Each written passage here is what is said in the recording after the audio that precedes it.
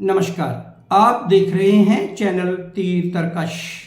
मैं घनश्याम बादल हाजिर हूं आपकी अदालत में एक ज्वलंत मुद्दे के साथ। जिस बात की आशंका थी, जिस बात का डर था कि युद्ध का प्रभाव और चुनाव के बाद महंगाई अपने बूम पर होगी, अपने चरम पर होगी, ऐसा होना शुरू हो गया है।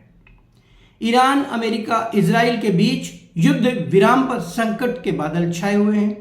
न ईरान झुकने को तैयार है, न अमेरिका मानने को तैयार है।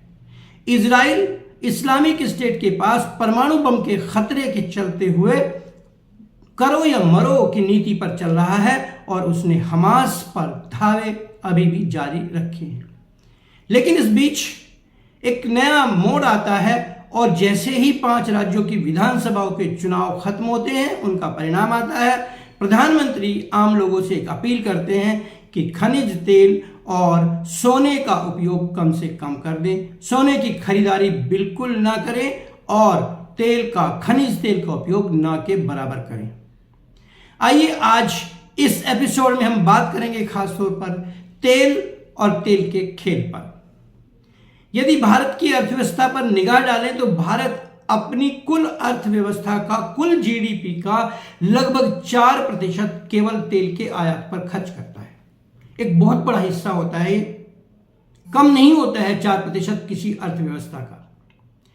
युद्ध से पहले अंतरराष्ट्रीय बाजार में तेल की कीमत थी लगभग 70 से 75 रुपए प्रति बैरल और आज ये बढ़कर हो गई है 107 से 108 बल्कि $110 प्रति बैरल तक।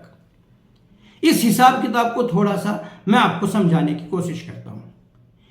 एक बैरल में 42 अमेरिकन गैलन तेल होता है और ये लीटर के हिसाब से 159 लीटर तेल एक बैरल में आता है। 75 रुपए प्रति डॉलर के हिसाब से जब भारत में आयात किए जाने वाले तेल का मूल्य निकाला जाता है तो ये मूल्य इस तेल की कुल कीमत लगभग 44 रुपए 90 पैसे तय करता है। 45 रुपए मान लीजिए। ये तेल संशोधित तेल नहीं होता है, ये तेल क्रूड ऑयल होता है, यानी असंशोधित तेल होता है। अब इस कीमत में 6 से 8 रुपए का खर्च होता है फ्रेट चार्जेस में, ट्रांसपोर्टेशन पर और दूसरे खर्चों पर। 3 से 4 रुपए का लाभ लेती हैं कंपनियां प्रति लीटर और इतना ही लाभ जाता है डीलर के पास। यानी यदि हम इन सारे खर्चों को जोड़ लें तो भी ये 12 से 13 रुपए प्रति लीटर का खर्च आता है। यानी 45 रुपए में 12 से 13 रुपए जोड़ने पर यह खर्च हो जाता है लगभग 55 से 56 या 57 रुपए प्रति लीटर का। लेकिन उस समय भी बाजार में तेल का दाम था 92 रुपए प्रति लीटर। यानी बाकी जो खर्चा है वो केंद्र सरकार के उत्पाद शुल्क और राज्य सरकारों के वैट पर जाता है। इस तरीके से हम देख सकते हैं कि करीब करीब 40 से 50% टैक्स के बाद पेट्रोल और डीजल बहुत महंगे नजर आते हैं। लेकिन कोढ़ में खाच।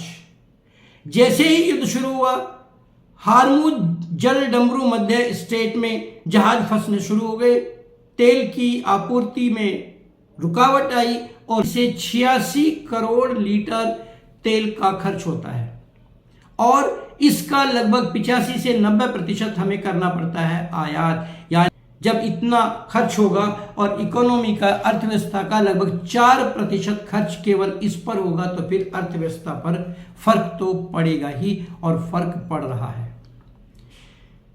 इस खर्च को कम करने के लिए प्रधानमंत्री ने आम जनों से अपील की कि वे डीजल, पेट्रोल और दूसरे खनिज तेलों का उपयोग कम से कम करें, पूल सिस्टम अपनाएं या दूसरे तरीके अपनाएं। लेकिन इस मुद्दे पर विपक्ष ने प्रधानमंत्री को घेर लिया। उनका आरोप था कि सरकार खुद व्यवस्था नहीं कर पा रही है।